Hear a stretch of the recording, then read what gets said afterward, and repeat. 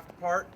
And those who have soft washes, I'll cover the soft wash after we've gone over the whole machine, because the machines are the same all the way around. So whether you have the soft wash or not, everything else is the same. So if we come around to the back side here, and be careful, there's a set of lines that are on the ground from when we were trying to pull things out. Yes. Will you film it though, or you? Starting on this machine here, first things first, there is no dumb questions, so if you have any questions, please ask me. I'm here for you to help you understand your machinery, and so you know what you got to do and how you can do it. So don't be afraid to ask. People try to ask me all kinds of different things. They've asked me they try to trick me up all the time. I go all over the country, and I know these pieces of equipment really well. So, first things first, the blue part with the black cage, that is your trailer. Okay?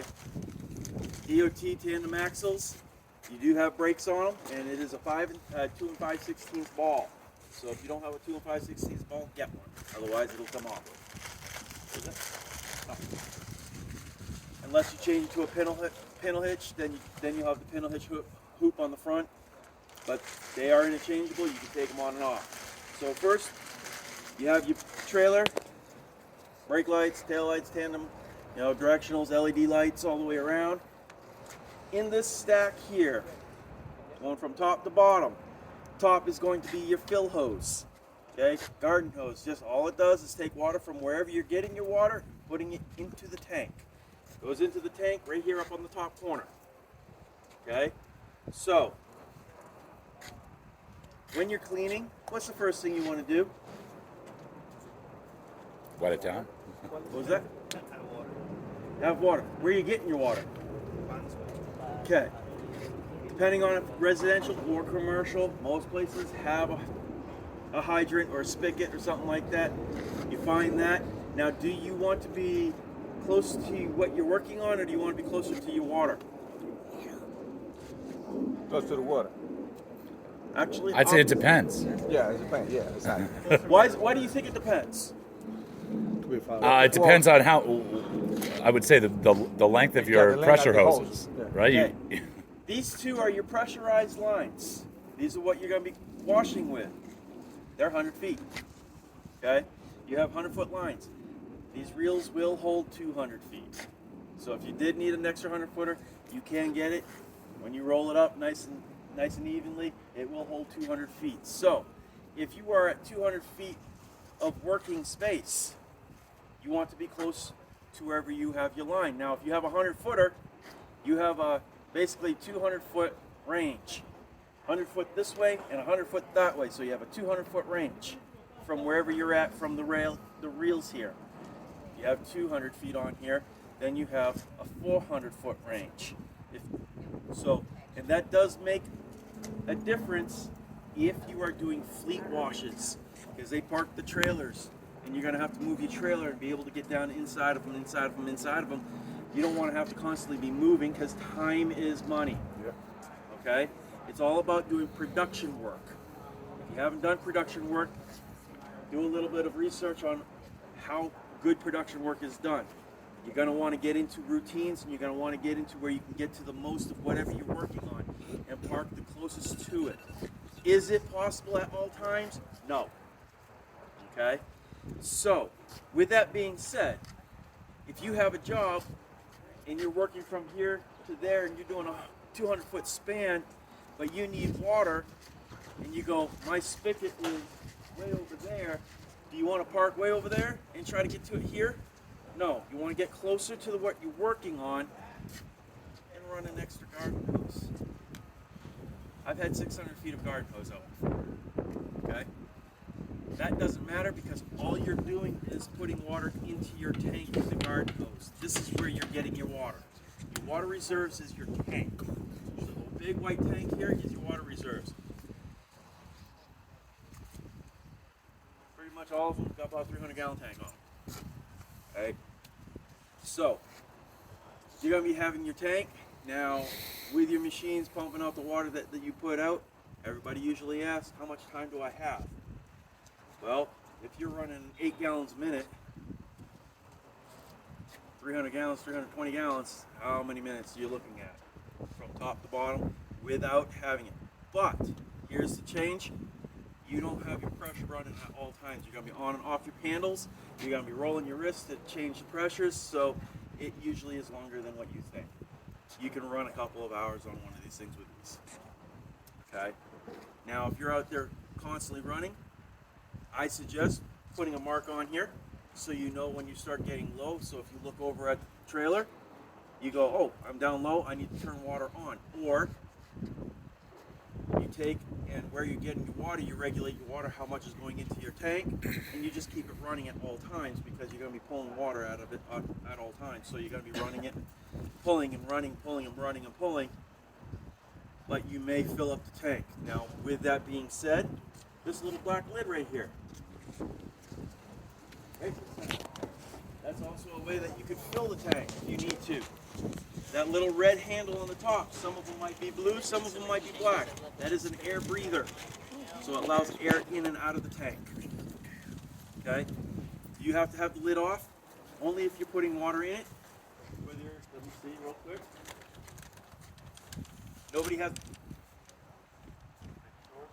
No one has a fast fill on theirs, so the time that you'd be pulling that lid off is if you're throwing like another garden hose in there, or biohydrant hose or something like that. You want to get water in there a little bit quicker.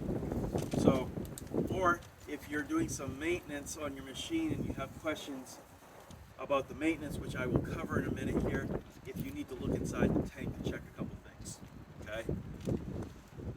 In this section here, so starting here again, garden hose for filling up your system, so it's an unpressurized unit except for whatever the water pressure is. These two are your pressurized lines for doing all your washing. This is where I end, so I'll be going over the valves when we come back around. As we start heading this way, you have your ladder rack here, so you can hang different things here if you need to, like that's your garden hose, you want to put a ladder on there. You have your extension wand that you guys get, you can put it up there and tie it on. But if you do need to get into someplace a little bit lower, or like with the soft washes, they're not stacked three. You have pins here, you can take this off, remove it. Okay? So it is a removable unit. Now, a lot of guys ask me this question about where do I put extra supplies if I don't have the room in my truck or in my van or whatever vehicle I am towing this with. You know somebody who welds? A suggestion. Same square tubing. On the opposite side of this rack, there's a set of caps on the top here. You pop those caps, you have them put another set of legs in, and at about this height here, you run another bar across all the way around and get yourself some mesh, and you put a bottom on it. Now you can put your fuel tanks or whatever you need to and strap them right down, and you can throw chemicals up there to tie them down and they won't come off. Now you just created yourself a little extra basket. Nice.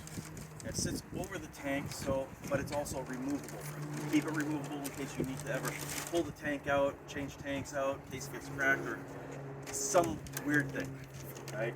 So you always keep it so it's removable, but it's an extra storage area. It's over the axles. It keeps everything nice and safe and easy. Now, do you want to drive full or empty? Empty. We have to be full. If you Yeah, can, because I'm not gonna have water supply. I gotta have to pull water tank on my pickup truck and all of that. yep. And at that point, then you use a gravity feed, pull it into the tank here, or a little pump or something like that.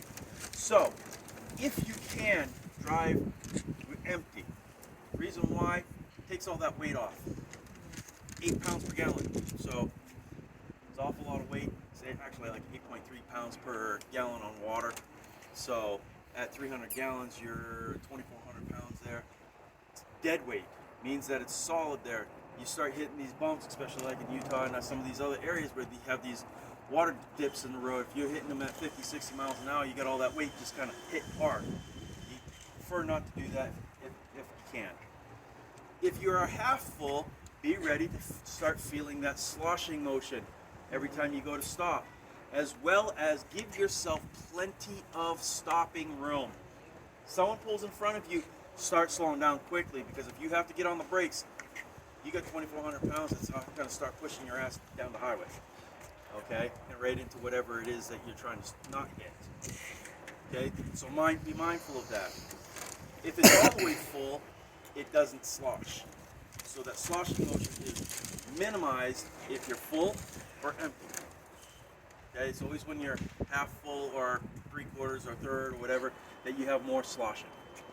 Okay, now with that being said, be mindful. Wherever you're at, be mindful. 1, the weight. 2, the sloshing. And 3, those dips in the road. Okay?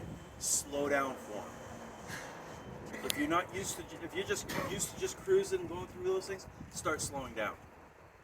Why? You're pulling a trailer. I've been pulling trailers for years. That's the worst thing on it. These are overbuilt for what you have, but time after time after time, it wears them out quicker. Okay? So, the cage is bolted down to the trailer. Then you have the removable parts here, so you can pull that out. Then you have your water fill. So you're filling your water, goes into here. You have breathers, so you don't have to worry about it collapsing or expanding. Both front and back have these boxes. Now one of them has a slot in the top, so you could put the second wand on it. Now on that trailer, you can see how there's a handle that's sitting on the one wand. That one is the one that goes in the slot. That's why that slot's there, so that handle can actually slide down into. The other one will actually just slide all the way down to the handle in the bottom. So you have 2 of them because these machines come in wands. So 2 of each.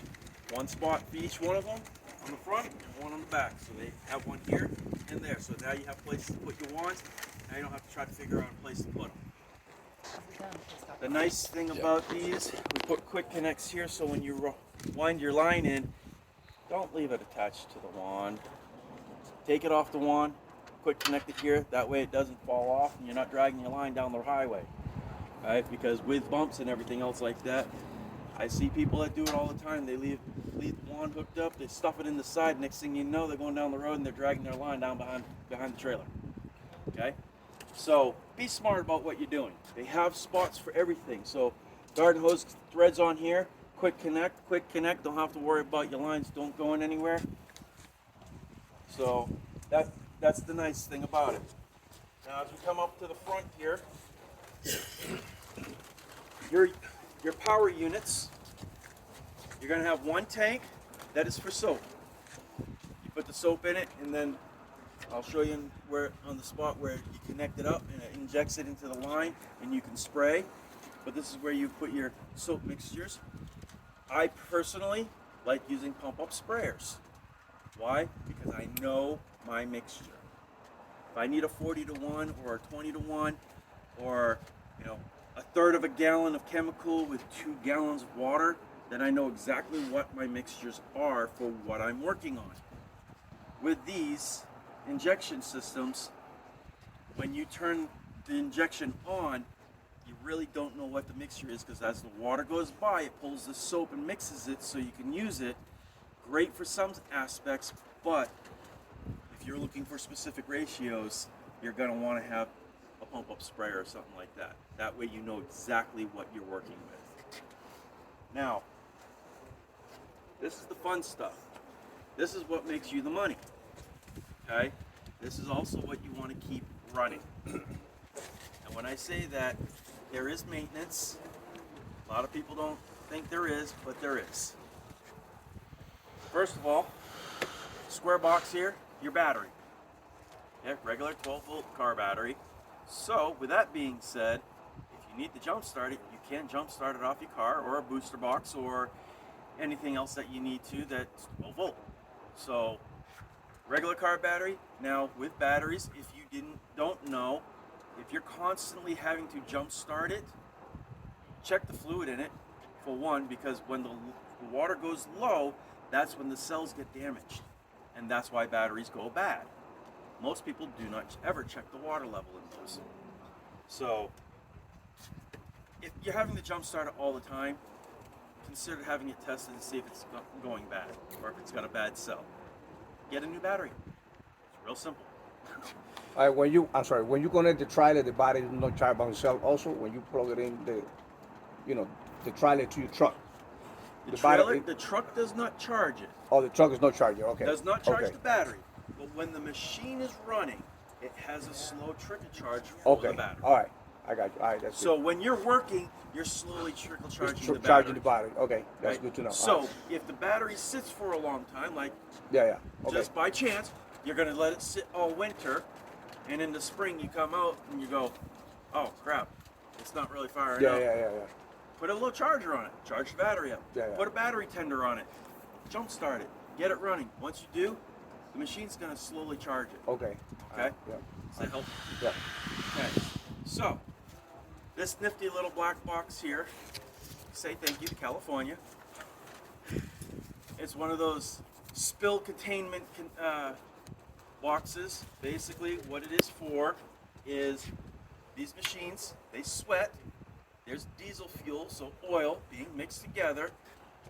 It's catching all the drippings, not 100%, but it's catching the drippings in here. So, with that being said, there's a little breather on the top here, so it lets air out and vapor, whatnot. You can see when it gets full, right here. Right off the side here, you'll probably have to angle this down. Take and you can drain it out.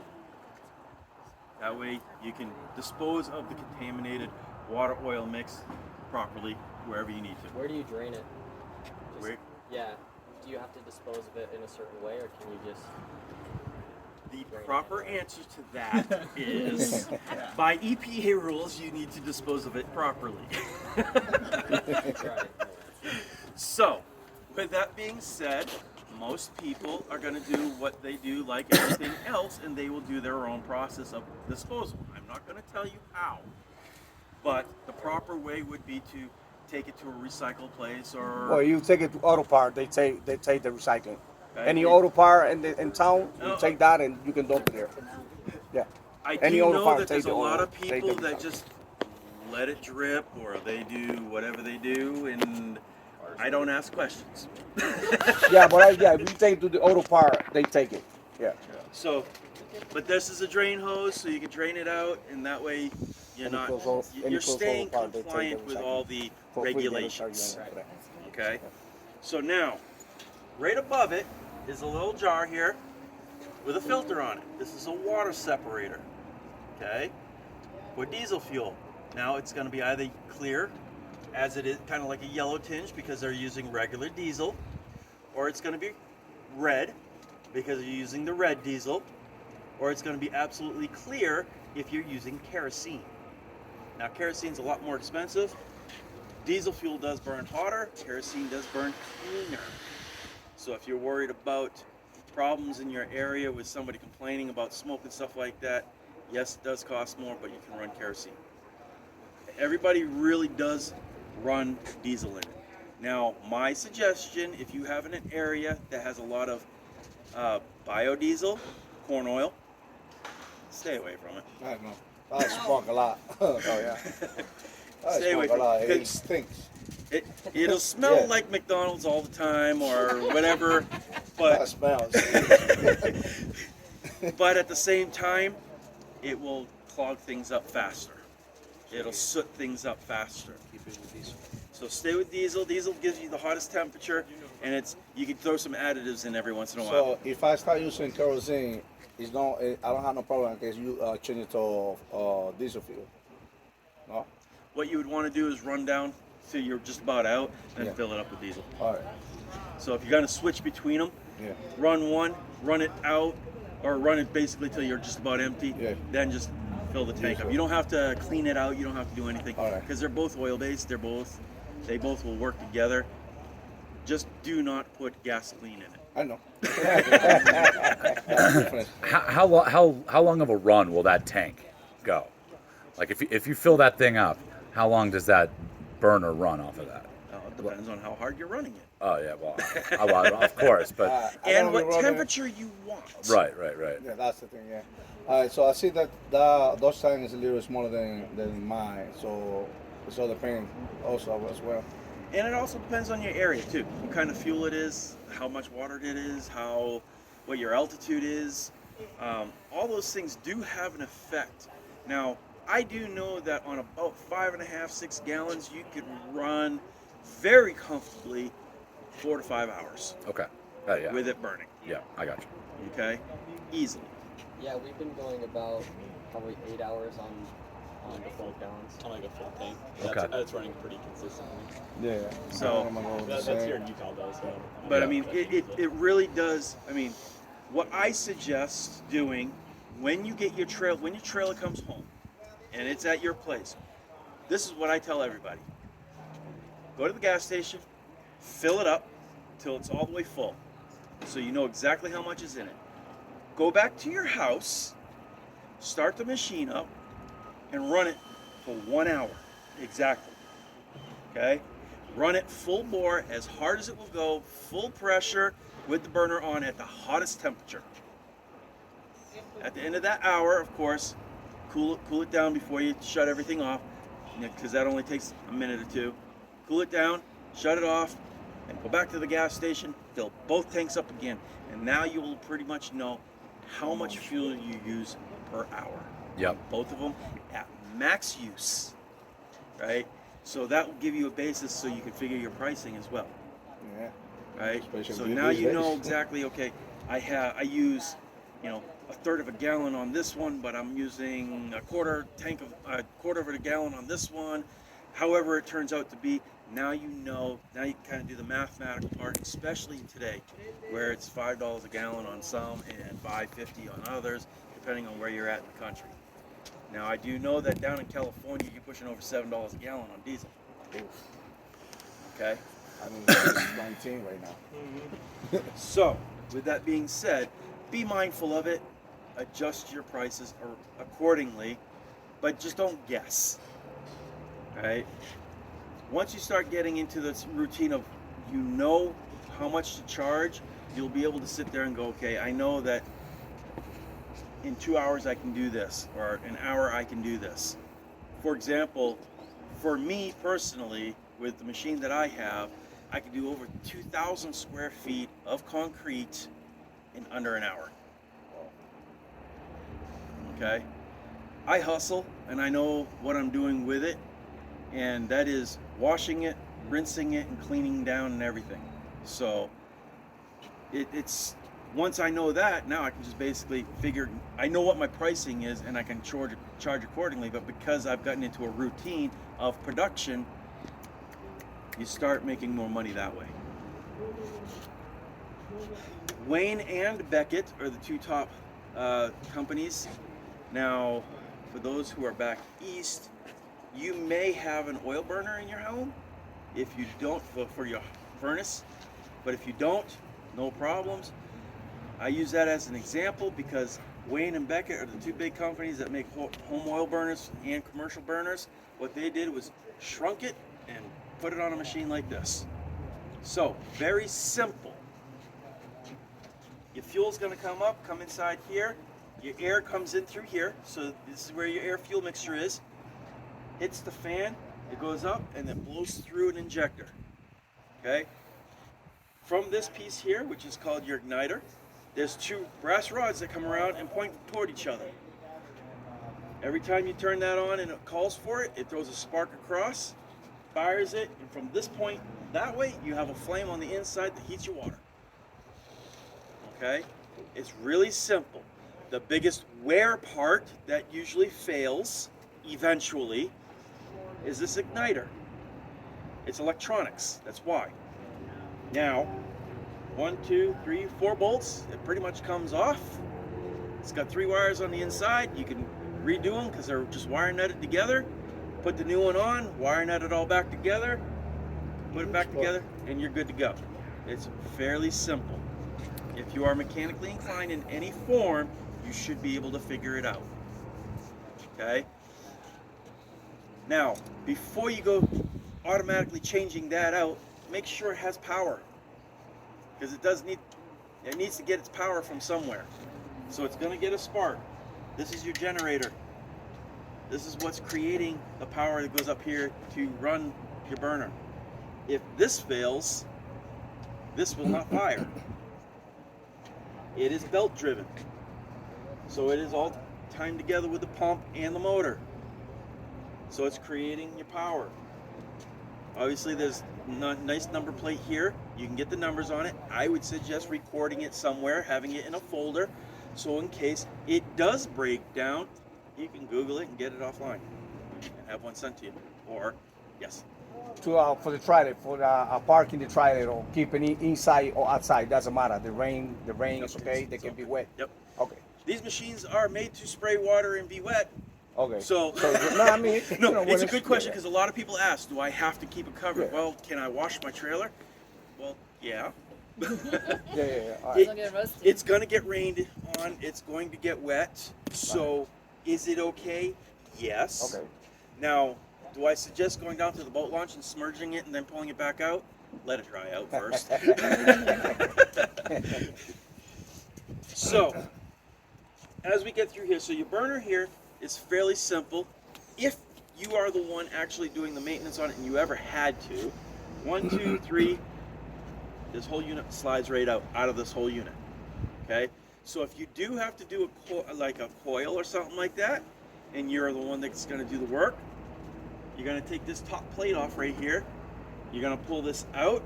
You're going to undo 2 ends, and then you're going to lift it out. Now, mind you, you're going to need a gurney crane to pull that coil out, or a cherry picker, engine hoist. They are heavy. Okay? It's not a one-man job to pull out, for sure. Now, let's see. On this side, so you got your power coming out of the box here, runs around. Now, up on the front side here,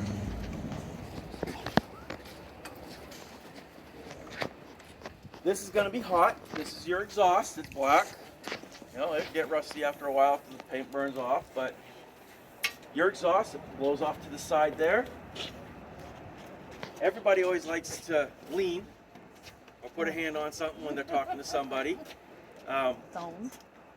Sun does get hot, makes these hot, but after you've been running this, especially with the temperature, unless you want a waffle scar, don't do this. And like I said, if you're in an area where it gets really hot, like the sun, it is metal. It does get hot to the touch as well. Now, this will start bluing out. You got to remember, this is where your exhaust temperature is coming out for the burner. Okay, so you're going to see heat vapor here. You're going to see smoke every once in a while, depending on how things are going.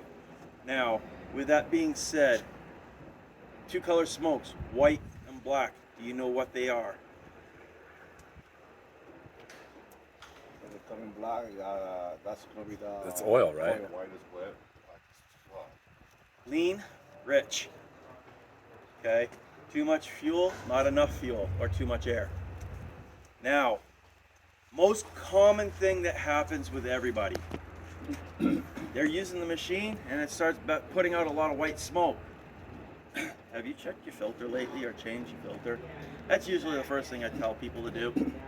Change your filter on it and see if it cleans it up. All right, that's number 1.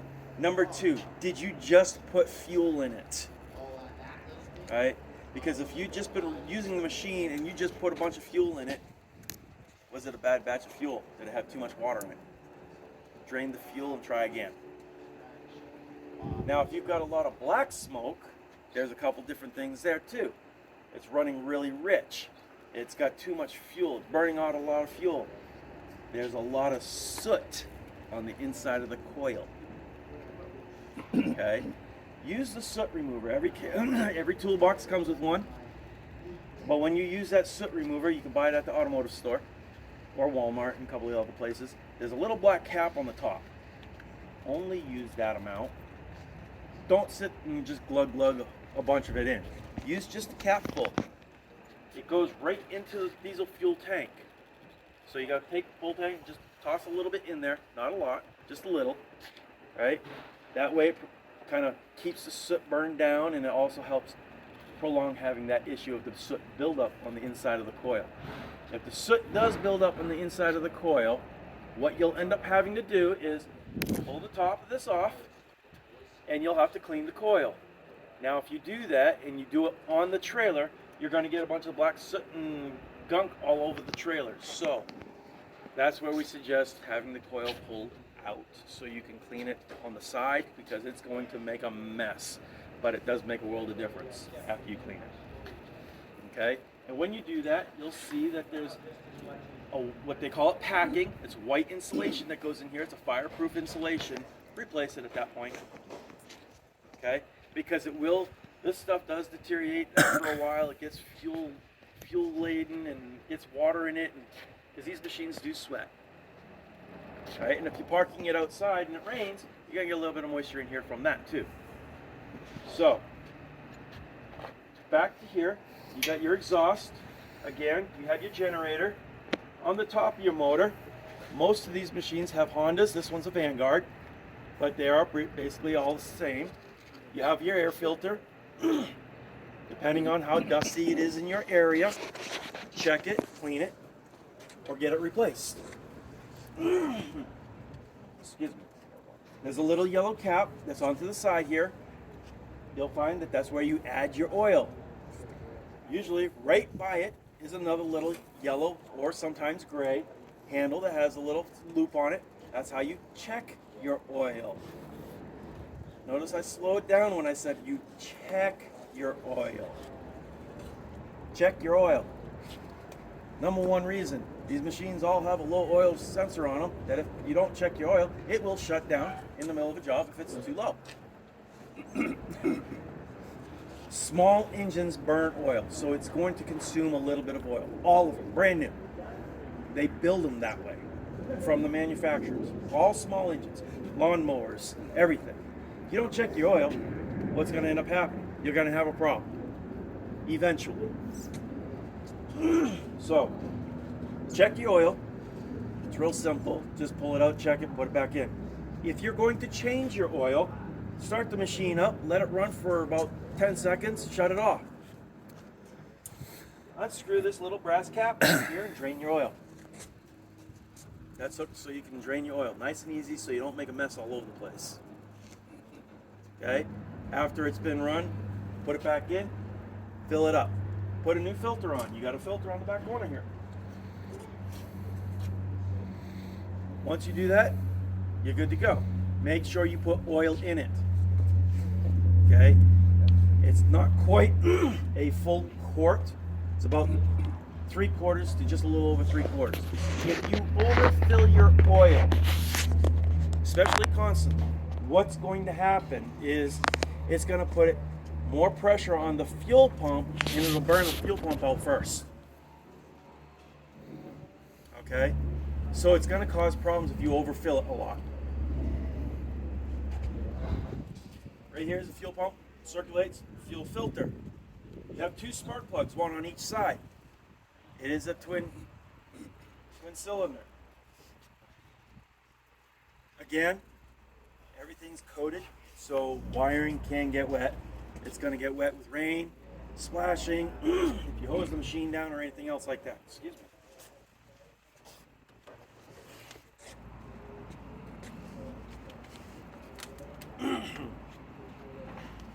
Any questions so far? This little black box right here is your pump. Okay? Again, you can drain your oil for your pump right here. Real simple. There's a sight glass right here, so when the trailer's level, you can check to make sure your oil's at the proper height. Little yellow cap, this is where you check it, and also has a little dipstick on the inside of it. Okay, and this is also where you fill it. General pumps are fairly common. There's a number right here, TSF 2021. It is rated for these motors. You have that number, and this pump goes bad. You just go down to a Granger. For those that are here, you call these guys online. If you have a supply house that's down there that carries pumps, you go in, you have a TS 2021 general pump. Yes, we do, sitting on the shelf. They're that common. Okay. Now, with that being said, before you go into replacing a pump, there's packings that can be replaced that are in these 6 areas. I would suggest taking care of those first, fixing them if there is a problem, or checking them if there's a problem before I go to replace a pump. Also, check your belts. It is connected by the two belts here. They go to the motor, which also has a single belt that goes to the generator. So you have belts in the back. You don't check your belts and you lose a belt, it's not going to work. So be mindful. Also, get to know the sounds of your machine. Familiarize yourself with the rattles, the vibrations, the noises when it's running, when it's not running, when it's on an idle, when you have it RPM'd up, whatever you're doing. Get to know what it sounds like. So when you're doing a job and you hear something change, you know, is that a problem that I need to look at? Or did somebody do something? Or did something happen? Did I just run out of diesel fuel because I didn't put fuel in? Because you're going to hear the grumble of this running, and if all of a sudden it disappears, or you're like, what's going on? Or you hear a different tone and you turn around and you got a whole bunch of smoke coming out of it or something like that because you're running out of fuel or the filter's plugged or whatever it might be, you can hear it as you're doing the job. So now you're conscious of what's going on behind you at the same time. Now, my suggestion is always 2 people, if you can. I'm a bad example, but I have a single one machine, so I do a lot of work single person, but there are enough people around. I've just about burned down my trailer because I didn't use soot remover, and when I finally did, I blew a 4-foot flame out of this and almost torched my trailer down. Oh boy. So, yes, it can happen.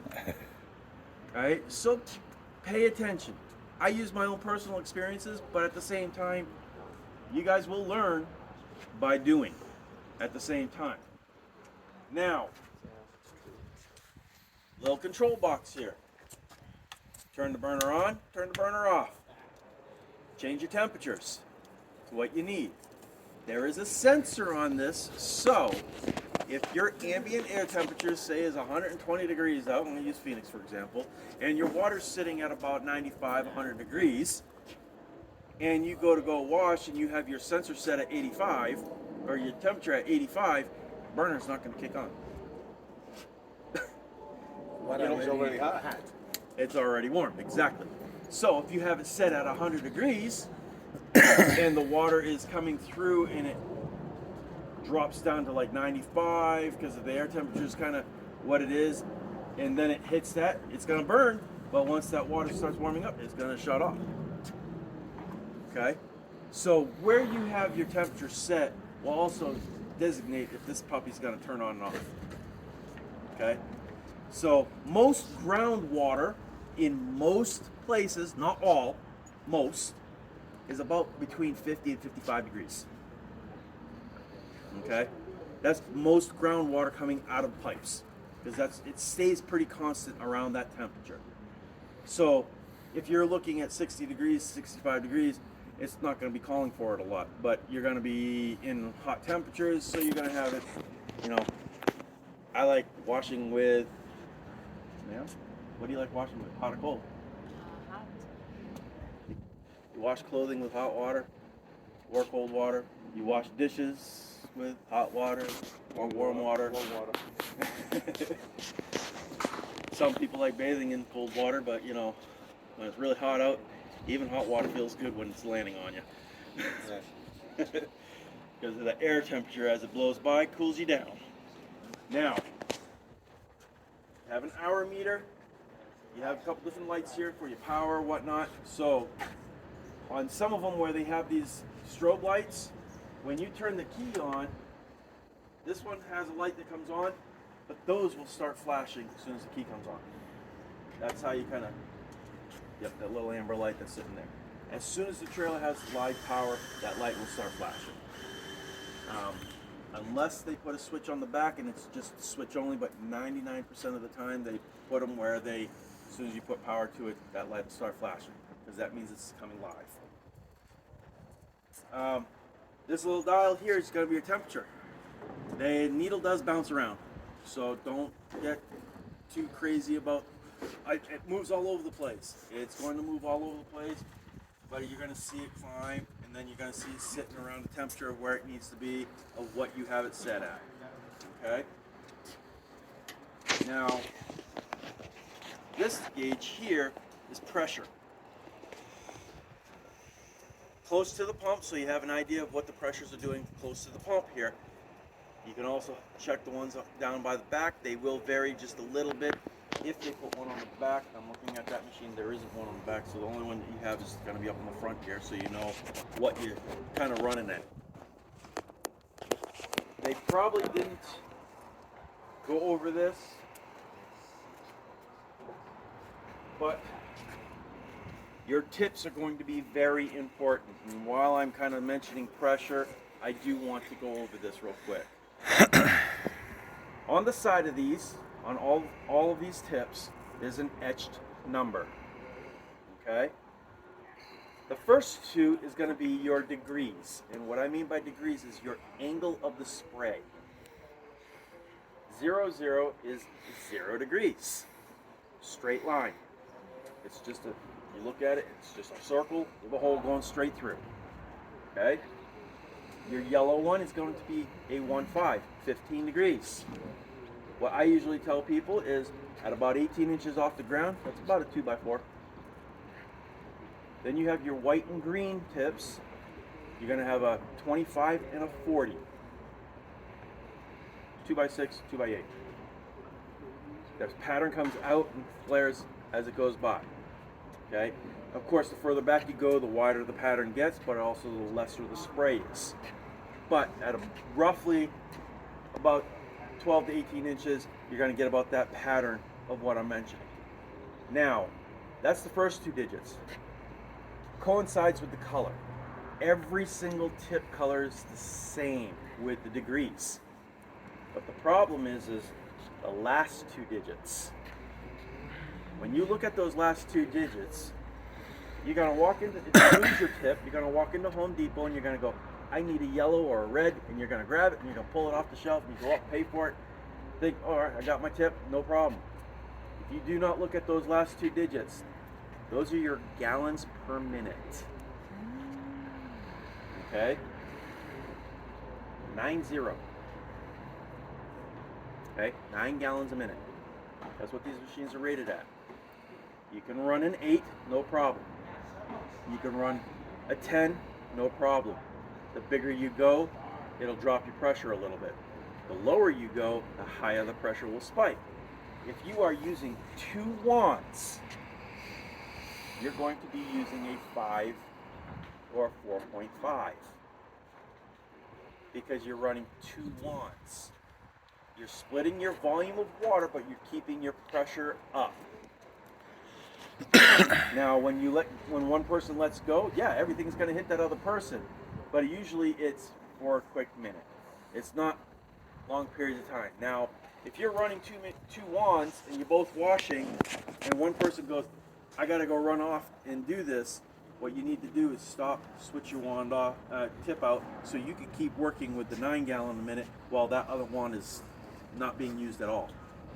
But here's the biggest question that most people have is I don't have the pressure. Did you put the right tips in? If you've got 2 9s in, you're not going to have as much pressure. Because now you're letting out basically more than half the pressure. One lower, one bigger. Like, one. So you want to try to make sure both wands have the same number in at the same time. Okay? So if you're using both of them, use the smaller numbers. If you're using just one, use the bigger number. Reason why? A couple of reasons. If you're a single person running the machine and you have that 4.5 or 4.0, the machine's going to start getting mad at you. If you walk into Home Depot and you just grab one off the shelf, a lot of times they're a 1.5 or a 3. The machine's really going to get mad at you for one reason. It's too much back pressure. It's going to shut the machine down, or it's going to start trying to open the unloader, which is sitting right here, and trying to bypass the water at the same time you're trying to use it. So it's going to start causing fits with the machine, which can cause broken parts. Okay? So be mindful. It is important when you look at these tips, look at those numbers. Okay? So with the color, is the angle consistent across the board? Across the board. The angle is all reds are 0 degrees. Right, okay. Okay, all yellows are 15 degrees, right? I could walk into the shop here and I could show you a tray that's this long, all yellow tips, but you're gonna go, they wrote on the front of it, 1.5, 2, 2.5, 3, 3.5, all the way up to basically a 10, which would be a 100, but it's a 10, so you have your different ones. Now the black tip is a 40, it's a big hole. They call it a soaping nozzle, but it's a really big hole, no pressure. And it's one of those things. So the color is the same across the board. It's the last 2 digits you have to be paying attention to. Okay? And in your kits, anybody that has the dual wands is going to get 2 sets of tips. You're going to get the one on the plastic bag, they're going to write 2 wands, 4.5 or 5. And then you're going to have the one that just says 9. 2 different bags. Two different bags. Yep, 2 different bags. It is important. It is important. Okay? Yep. So, here we are with this unloader. This is kind of a safety feature. It has a couple different things that it does. People like to refer to it as a pressure regulator, even though it kind of does that, but that's not what its main purpose is. If you want to have least amount of issues, take this black cap off. It does just pull up and pull off. It's just little plastic clips on there. And you can put it back on when you need to. Reason why, then people are less likely to play with it. Now, machine's running just fine. You put it away. Next morning you go to start the machine up. I have no pressure. What's going on? Maybe somebody came by and started twisting lefty-loosey.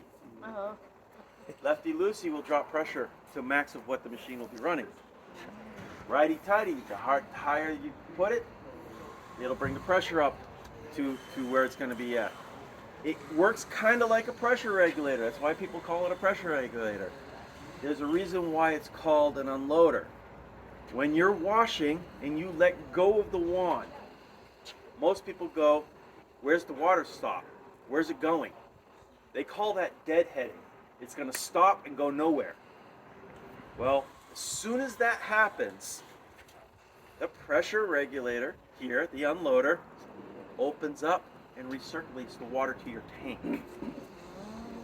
That's why when you start messing with this regulator as your pressure regulator for your max pressure, every time you let go of the wand, it takes just I don't remember the exact number, but I'm going to use an example. If you would have this set at 1,000 psi, that's all you're going to be using. As soon as you let go of your wand at 1,200 psi, this opens up, which happens instantly, and kicks the water over there. You kind of see how that works. So your water comes out and bypasses to the tank, and that's what that front corner is. So with that being said, when I mentioned maintenance earlier, if you're using your machine and it seems like your water's down a little bit and your pressure's down a little bit and you've checked all the other things, if you open that lid in the back, on a sunny day it's easy to do because you can see it splashing in the tank anyway. But you open the lid and you look kind of through and you look up toward that hose, if there's water coming out of that, this could be stuck open a little bit, letting some water go by. Could be some debris, could be a piece of rust, it could be anything. Piece of plastic, whatnot. There's a drain on the back side here, so you can kind of do some maintenance. It's a square nut right on the back side of it. But also, when you take this handle off, you can unwind that all the way open and take it out. Now, mind you, there's a spring with a bearing in it with a diaphragm. That's pretty much all what it is. Really simple. So yes, it can get gummed up, or that spring can kind of get wore out, so it'll start sticking open a little bit. When these fail, it's open. They don't fail close. At least I haven't seen any fail close. They always fail open. All right, so water will be automatically bypassing to the tank at the same time you're using it. It's not supposed to do that. Okay? So you can kind of clean it out. You can kind of do what you need to.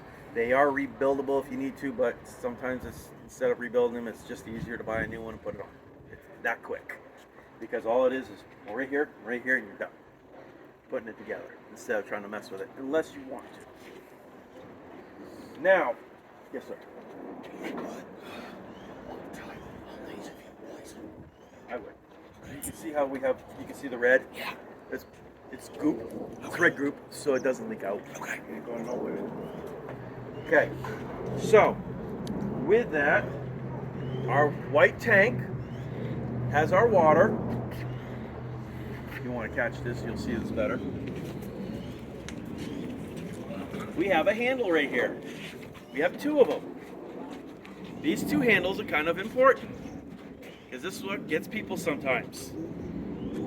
The first one is choosing which tank your fluid is coming from. Okay? The easiest way to remember, if it's in line with the trailer, it's coming from the big tank. If it's going across the trailer, it's coming from the little tank. The little tank is your antifreeze. So, for those of you in cold weather areas, RV antifreeze is what I use.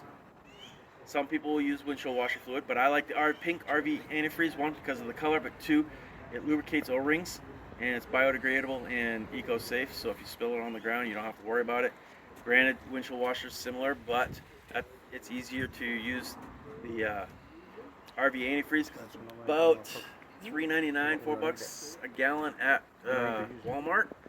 Now, most people go, that's going to be quite expensive. You take and you fill this up. When you winterize the machine, it's going to be the same process as your normal running process. You'll change this to where it's going across the trailer. So now I'm pulling from this tank. And when I do that, now I'm going to start my machine up. Now, I'll put one wand on, come over here, start the machine up, pulling the trigger, let it run just on an idle until the fluid starts coming out pink out of my gun. Let go of the wand real quick. So now the unloader opens, that whole line, just dump a little bit in here. You're winterized. If you have two lines, what I'll do is I'll open